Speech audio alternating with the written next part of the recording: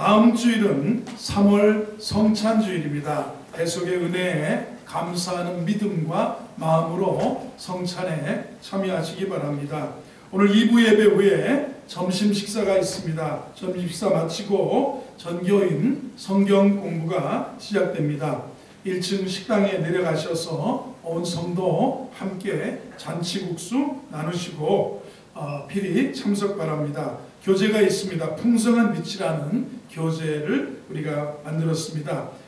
여러분들 그냥 드릴 수 있지만 매주 달라고 할까봐 염가에 5,000원에 이렇게 판매를 하겠습니다. 성경 공부 주일은 점심 식사가 제공되어집니다. 교회 학교에서도 성경 공부 시간에 동일한 교육을 1층에서 실시합니다. 자녀들 안심하고 맡기시고 성경 공부에 참여하시기 바랍니다. 담임 목사 동정입니다. 영산신학대학원 교수 간담회가 월요일 오전에 있습니다. 화요일에 카이로스 요한복음 특강이 있습니다. 여러분 수요 저녁 예배와 금요 밑거름 기도에 적극 동참을 기대합니다. 헌금은 현장에서도 그리고 온라인으로도 참여하실 수 있습니다. 본당 청소 및 쓰레기 분리수거 이번 주에는 여호와 일의 목장에서 섬겨 주시겠습니다. 우리 전후좌우에 계신 분들 한번 인사 나누겠습니다. 잘 오셨습니다. 은혜 받으시기 바랍니다. 오늘 군대에서 유호수 집사님 맹랑의 아들 유정민 형제 휴가 왔습니다. 병장이 상병이 국방부 시계는 또 가요. 박수 한번 하겠습니다. 환영하겠습니다. 감사합니다. 오늘은 심령이 가난한 자는 복이 있나니 이런 제목으로 산상수훈 하나님 말씀을 전하도록 하겠습니다. 산상수훈은 예수님이 마태복음 5장에서부터 7장까지 산 위에 언덕에 올라가셔서 제자들이 나아오니까 그들을 향해서 가르친 말씀입니다. 이것을 기독교에서는 황금율이다. 정말 황금과 같은 정말 기독교인의 구원받은 사람의 예수 믿는 사람의 그런 삶의 기준이다. 윤리다. 이렇게 말씀하는데 산상수훈의 시작은 팔복으로부터 시작합니다. 팔복, 8가지 복에 관한 말씀입니다. 여러분 우리 삶이 복된 사람이 되어야 되지 않습니까? 참 복 있는 사람이 되기를 바라고요. 시편에 보면 시편 150편이 있는데 1편의 첫 소절이 뭐냐면 복 있는 사람은 악인의 꾀를 따르지 않고 하면서 복 있는 사람의 윤리를 처음부터 말씀합니다. 그래서 산상수훈의 시작은 팔복으로부터 시작하고요. 팔복의 시작은 오늘 본문 5장 3절에 심령이 가난한 자는 복이 있나니 천국이 그들의 것이며 심령이 가난한 것이 팔복의 시작이라는 것입니다. 회개한 사람으로서 그리스도인의 정체성이 무엇인지를 산상수훈이 우리에게 가르쳐줍니다. 첫 번째 그 팔복의 내용의 첫 번째는 심령이 가난한 자는 복이 있나. 여러분은 복 있는 사람이 되기를 바라고 있고요. 복 있는 사람이라고 믿으시는 분은 아멘 해보시기 바랍니다. 복 있는 사람. 복에 관한 말씀을 주셨어요. 야, 이런 사람이 은혜와 은총을 누리며 복이 있다라는 겁니다. 그래서 이 심령이 가난한 자는 복이 있나니 크리스찬이 갖추어야 할 8가지 모습이 팔복입니다. 야, 이런 성품, 이런 인격, 이런 모습을 갖는다면 복 있는 사람이다. 참 하나님의 은총이 함께할 사람이다. 이것입니다. 크리스찬의 참된 성품이라고 말하는 것이 더 좋을 것 같습니다. 심령이 가난한 자, 한번 3절을 읽어봅니다. 시작. 심령이 가난한 자는 복이 있나니 천국이 그들의 것입니다. 이 경제적으로 가난한 사람이 복이 있다는 게 아닙니다. 아니 가난하더라도 무엇이 복이겠습니까? 그리고 심령이 가난한 자는 마음이 가난한 것도 의미하지 않습니다. 뭐냐면 영적인 상태가 가난한 자가 복이 있다는 거예요. 영적인 상태입니다. 무슨 의미냐면 영적으로 가난한 사람입니다. 자신에 대해서 올바른 태도를 갖고 교만이 아니고 내가 다 보고 있다고 생각하지 않고 내가 스스로 지혜 있다고도 생각하지 않고 아무것도 되지도 않고 된 줄로 생각하지도 않고 눈 벌걸거벗고 가련하고 눈 멀고 그런 사람인데 내가 부자라고 생각하지도 않고 하나님 앞에 어떤 생각? 궁핍한 자는 여러분 고대를 생각해 보세요. 구약시대에 절대적으로 모두가 다 가난한 그런 상태 보세요. 이 보릿고개를 겪을 때 모두가 가난하다. 그러면 궁핍한 자들은 하나님밖에 의지할 상대가 대상이 없어요. 이게 심령의 가난. 하나님 주밖에 없습니다 하는 거예요. 겸손히 하나님을 의지하게 되는 거예요. 그렇죠? 하나님을 바라보게 되는 거예요. 여러분, 우리가 이 태도입니다. 자신을 바라보는 태도입니다. 한 사람이 내 스스로를 나를 바라보는 태도가 잘 되는 게 심령이 가난한 사람의 태도. 요한복음 9장 39절 41절 저 뒤에 병행 구절을 띄워줘 보세요. 요한 39절 예수께서 이르시되 내가 심판하러 이 세상에 왔으니 보지 못하는 자들은 보게 하고 보는 자들은 맹인이 되게 하려 함이라. 40절 바리새인 중에 예수와 함께 있던 자들이 이 말씀을 듣고 이르되 우리가 맹인이냐 우리 다 보는데 41절입니다. 예수께서 이르시되 너희가 맹인이 되었더라면 죄가 없었으려니와 본다고 하니 너희 죄가 그대로 있느니라. 자기 다 볼 수 있고 그 다음에 로마서 1장 22절을 보세요. 스스로 지혜 있다 하나 어리석게 돼요. 내가 얼마나 여러분 신앙생활을 조금 이렇게 하고도요 우리가 하나님 앞에 성장하고 성숙하지 못하면 스스로 지혜 있다고 생각하고 하나님 의지할 거 없다고 생각해요. 내가 직장생활 잘하고 내가 가정 복되게 이끌고 자녀 건사하고 살면 됐지 내가 의지할 게 뭐 있느냐. 스스로 내 지혜로 산다 생각하지만 우리는 연약한 거예요. 우리 인생은 나는 인생이라는 걸 알아야 돼요. 가난해야 돼 심령. 그래야 하나님을 의지하게. 스스로 지혜 있다 하지 말고 어리석게 되지 말라는 거예요. 자신에 대한 태도가 바른 게 심령이 가난한 사람이라는 것입니다. 요한계시록 3장 17절 한번 보세요. 그 다음 네가 말하기를 나는 부자라 부유하여 부족한 것이 없다. 내 곤고한 것과 가련한 것과 가난한 것, 눈먼 것과 벌거벗은 것을 알지 못하는 라오디게아 교인들이 그렇게 생각했습니다. 야 부자야 나는 너 부족한 게 없어. 그런데 실상 보면 내 곤고하고 가련하고 가난하고 영적인 눈먼고 벌거벗은 것을 알지 못하는 거다. 그랬습니다. 나는 큰 문제가 뭐냐면 자신을 바라볼 때 내가 부자라는 거예요. 근데 아닙니다. 아니에요. 부족한 게 없다고 말하는 게 아니라 내가 내 자신의 상태를 제대로 모르고 있다는 사실입니다. 마가복음 2장 16절을 보면 바리새인 서기관들이 예수께서 죄인들과 함께 잡수시는 것을 보고 제자들에게 어째서 예수님은 세리하고 죄인들하고 밥을 먹고 교제하시느냐 이렇게 따져 물었습니다. 17절입니다. 예수께서 그 말씀을 들으시고 그들에게 말씀합니다. 건강한 자에게는 의사가 쓸데없고 병든 자에게나 쓸데있느니라. 나는 의인을 부르러 온 것이 아니요 죄인을 부르러 왔다. 바리새인은 스스로 의인이라고 아니 교제하고 대화를 하려면 나 같은 바리새인 나와 같은 의인들하고 대화를 하셔야지 어떻게 저 죄인 저 세리들 저 비참한 저 인간들하고 대화하고 밥을 먹고 그러시느냐. 스스로를 그렇게 보는 겁니다. 여러분 우리가 심령이 가난하다는 말은 뭐냐면 내 자신에 대해서 바른 태도가 있는 자신을 바라보는 왜곡된 태도가 있는 사람은 오늘 교회 안에 있는 사람도 교만하는 것이고 복된 천국을 누리지 못하고 교만 속에 우리는 살 수밖에 없다는 겁니다. 죄인의 실체도 문제지만 뭐냐면 자신을 바라보는 왜곡된 태도가 문제라는 겁니다.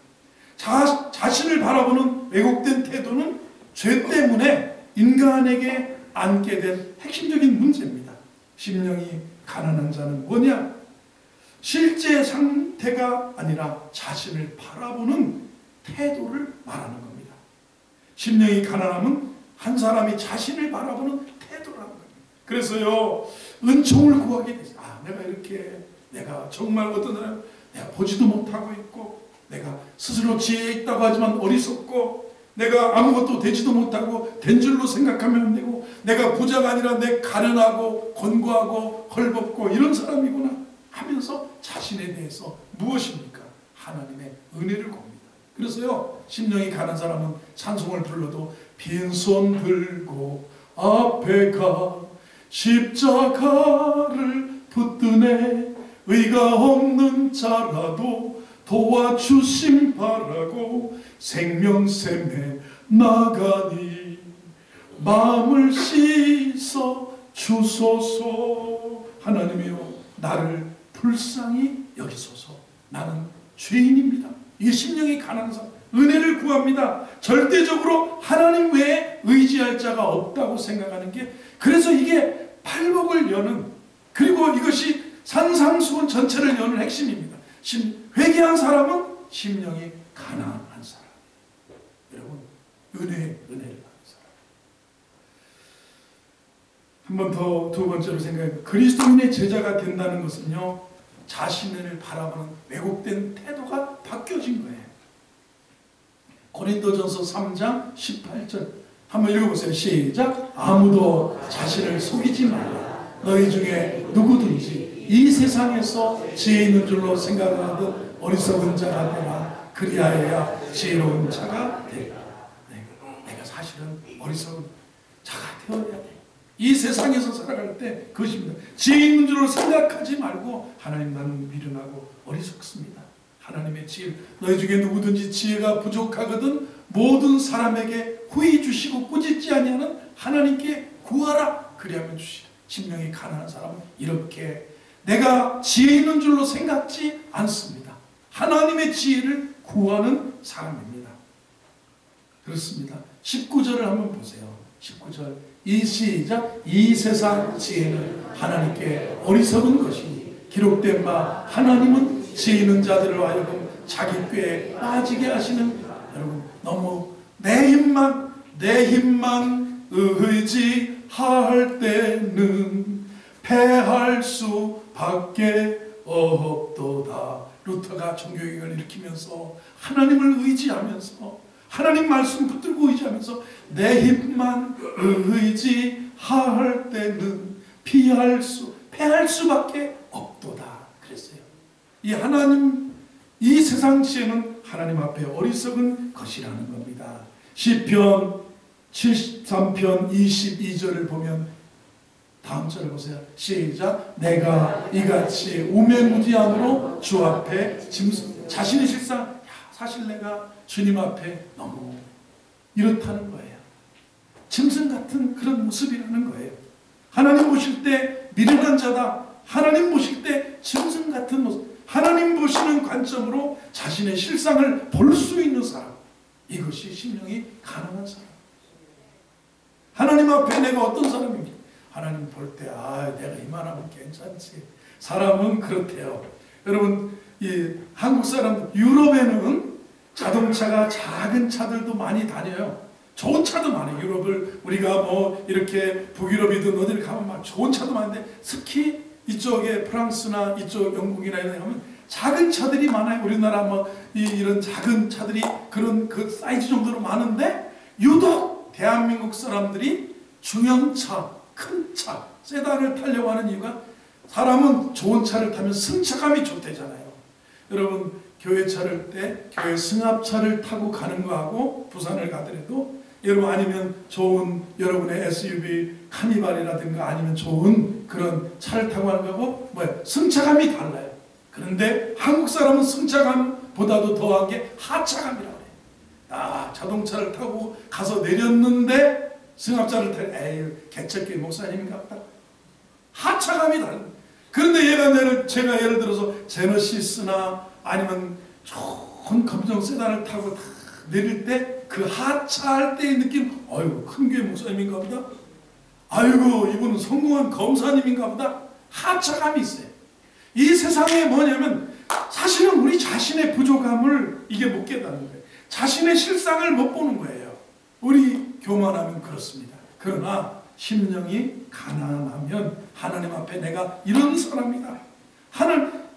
창세기 18장 27절을 보면 아브라함이 이르되 나는 티끌이나 재와 같사오니. 아브라함은 심령이 가난한 자였어요. 나는 하나님 앞에 티끌이나 재와 같다. 그 당시에 족장으로서 엄청난 아브라함의 부를 우리가 창세기에서 보는데도 하나님 앞에 나는 어떤 사람이 티끌이나 재와 같사오니. 이렇게 자신을 그렇게 보는 겁니다. 하나님 앞에서 자신의 실상을 보는 거예요. 이게 하나님 앞에서 내 자신을 보세요. 하나님 앞에서.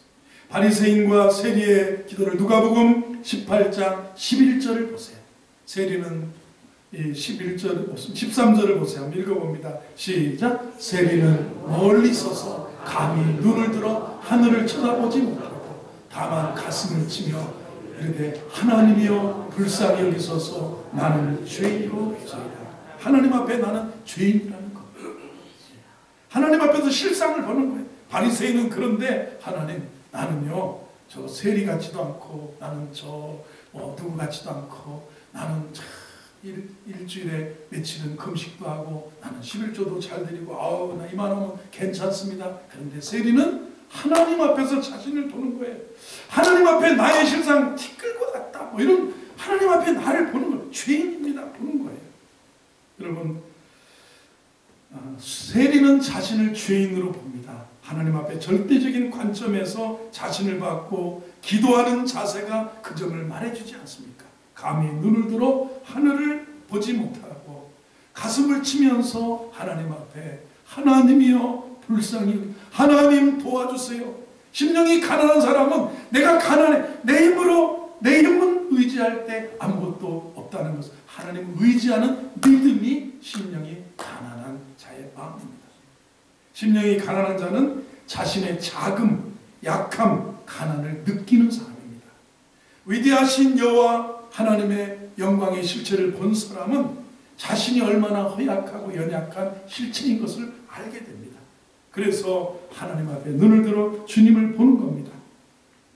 그래서 심령이 가난한 자는 주께서 나를 보시는 것처럼 내가 나를 보는 거예요. 절대적인 관점에서 자신을 보는 거예요. 자신을 바라보는 왜곡된 태도가 바뀐 사람이라는 것입니다. 할렐루야. 예, 한번 우리가 심령이 가난한 사람 고린도후서 10장 12절을 보세요. 이절을 보면 실제 모습이 우리는 시작 우리는 자기를 칭찬하는 어떤 자와 더불어 감히 짝하며 비교할 수 없노라. 그러나 그들이 자기로서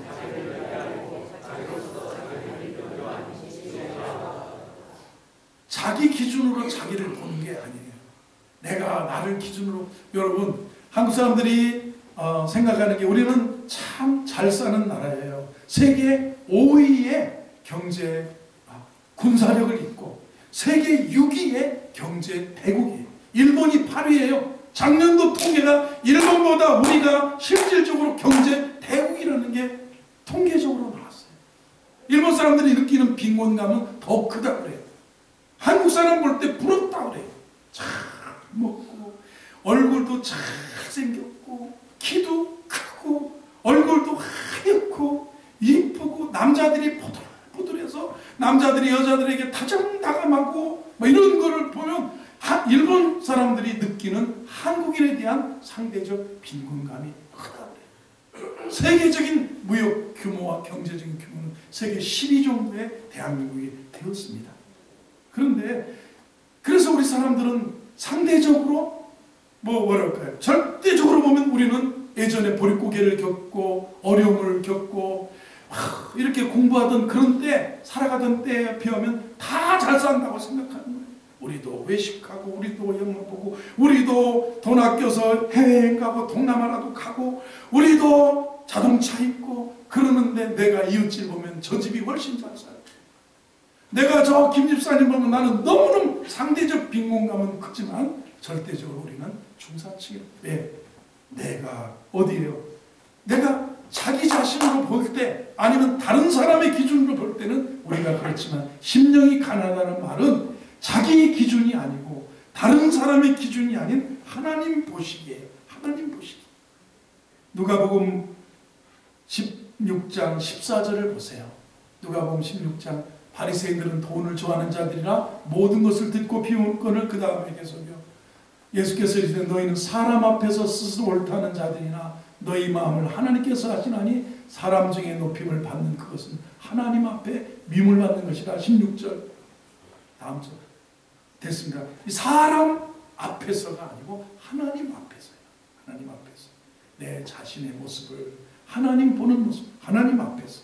고린도전서 4장 3절 4절을 너에게나 다른 사람 판단받는 것이 내게는 매우 작으니라. 나도 나를 판단하지 아니하노니. 4절 바울이 그랬어요. 시작. 내가 자책할 아무것도 깨닫지 못하나 이로 말미암아 의롭다함을 얻지 못하노라. 다만 나를 판단하시는 주시니. 하나님이 나를 판단하시고 하나님이 나를 보시고 하나님 앞에서 내 부족함을 느끼는 게 심령이 가난한 사람입니다. 그래서 다른 사람의 칭찬이나 이런 거 별로 신경 쓰지 않고 하나님이 보시는 것처럼 자신을 보는 사람, 이게 심령이 가난한 사람이에요. 그래서요, 심령이 가난한 사람은 오늘 본문으로 들어가면 5장 3절에 복이 있나니 천국이 그들의 것이다. 마태복음 5장 3절에 심령이, 한번 읽어보세요. 시작. 심령이 가난한 자는 복이 있나니 천국이 그들의 것이며. 천국 통치에 복종함으로써 백성들에게 주어진 혜택이 천국이. 여러분 두려움도 잊었어요. 회개하라. 천국이. 회개하니 주님이 오셨어요. 불안도 초조도 두려움도 우리는 죄 가운데 있으면 아담의 후예이기 때문에 내가 벗었으므로 두려워하여 나무 그늘에 숨었나이다. 죄는 우리에게 두려움을, 죄는 우리에게 하나님과의 분리를, 죄는 우리에게 두려우면 형벌이 따릅니다. 죄의 싹시 사망이라는 것을 가르쳐줍니다. 그러나 회개하면 천국이. 여러분 정말 거듭나고 성령 체험하고 하나님 앞에 회개했을 때 그 기쁨, 주와 같이 길 가는 것 즐거운 일 아닌가. 여러분 회개했을 때 첫사랑, 처음 사랑을 느꼈을 때 얼마나 우리 마음에 천국이 이루어지는가요. 확신이 있습니다. 평안이 있습니다. 소망이 있습니다. 행복이 찾아옵니다. 이게 회개하라 천국이 가까이 왔느니라. 회개한 자, 심령이 가난한 자가 누리는 삶은 천국이라는 거예요. 영적인 가난을 통해 천국을 누리기 때문에 복이 있는 것입니다. 영적인 가난함은 천국의 통치에 복종할 때 주어지는 혜택이라는 겁니다. 회개하라 천국이 가까웠느니라의 말씀에 반응한 사람이 우리에게 찾아온 심령이 가난해지는 거예요. 회개하기 전에는 왜곡된 태도로 내 자신을 봤습니다. 회개한 후에는 하나님 앞에 내 자신의 실상을 보고 의지하며 삽니다. 그래서 영적인 성장도 일어나고 성숙도 일어나고 하나님 앞에 천국을 누리며 사는 것이라는 겁니다. 그래서 한문에서 심령이 가난한 자는 복이 있나니 천국이 그들의 것이며. 이 심령이 가난해지면요 그 다음이 열립니다. 4절을 보세요. 그래서 팔복을 여는, 그러면 애통하게 돼요. 아유 주님 애통하는 자는 복이나 위로를 받아요. 하나님 나 너무 가난해요.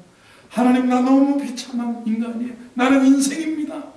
그러면 애통하는 자는 복이 있나니 위로를 받을 것이고. 5절입니다. 온유해집니다. 심령이 가난한 자는 아무것도 아닙니다. 하나님 앞에 겸손히 살아갈, 온유해져요. 그들이 땅을 기업으로 받을 것이고. 6절입니다. 계속 이게 열려지는 거예요. 의에 줄이고 목마른 자는 복이 나니 배부를 것이고. 의에 줄이고 목말라지고. 그 다음에 7절 마음이 긍휼히 여기게 됩니다. 8절입니다. 마음이 청결해집니다. 9절입니다. 어디입니까? 화평케 하는 자가 됩니다. 10절입니다. 의를 위하여 핍박해도 받을 수 있는 사람이. 이제 심령이 가난하고 교만하면 아무것도, 교만한 사람이 긍휼히 여기든가요? 교만한 사람이 온유하든가요? 교만한 사람이 마음이 청결하든가요? 교만한 사람이 교만이 오면 사람들 사이에 마귀에 있기 때문에 욕이 옵니다. 교만이 오면 욕도 오거니와 겸손한 자에게는 은혜가 있느니라. 이렇게 말씀하죠. 이 심령이 가난한 게 모든 팔복을 여는 열쇠가 된다는 것입니다. 여러분, 하나님 앞에요, 우리는 정말 은총을 구하는 심령은 심령이 가난한 심령입니다. 하나님이여 나를 불쌍히 여기소서, 나는 주인입니다 했던 이 누구의 기도가 응답받았겠느냐? 그 바리새인의 기도가 아니라 세리의 기도가 응답을 받았느니라 하셨던 말씀처럼 오늘 이 아침에 우리가 팔복을 열면서 심령이 가난한 우리 성도들 다 되기를 바랍니다. 여러분, 이 마음을 가지면요, 우리가 기도하게 되고 말씀 사모하게 되고요, 그리고요 우리의 모습이 달라져요. 온유해지고 긍휼히 여기는 마음, 화평케 하는 자가 되고요, 이런 팔복의 모든 것이 심령이 가난해질 때 열려진다는 거예요. 이게 복에 관한 말씀을 여는 열쇠입니다. 크리스찬이 갖춰야 될 8가지의 모습을 우리에게 봤습니다. 참된 성품이라는 겁니다. 이것을 통해서 오늘 주의 말씀에 여러분에게 은혜가 있기를 바랍니다.